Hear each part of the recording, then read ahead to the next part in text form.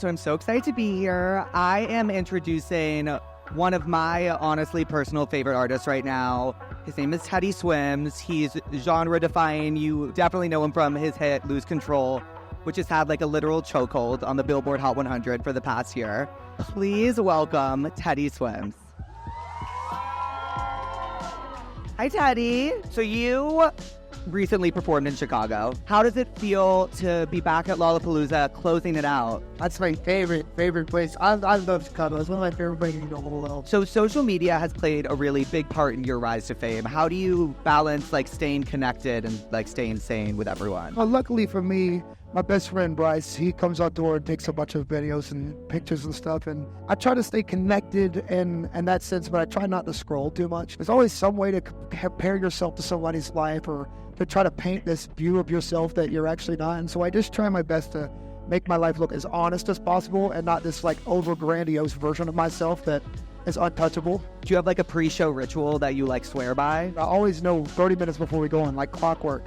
Doesn't matter how solid I've been pooping all day, I am going to have diarrhea before I go on 30 minutes before, every time. Just try to do my warm-ups, stay hydrated, especially today. It is hot. What was your first tattoo? I got one right here. I got it covered up because I was 16 and it had a cross and had a banner that had my last name, Dimsdale, my real last name. A banner that said established 1992. It's such a douchey tattoo. Maybe 16 is too early to make a lifelong decision. Where is the most painful place to get tattooed? My back, the back, the worst place. I started it like 3 years ago now, and I'm still not going to get it finished. Okay, are you ready for the T-Mobile speed round? Yeah, let's go, dog. Red receipts, yes or no?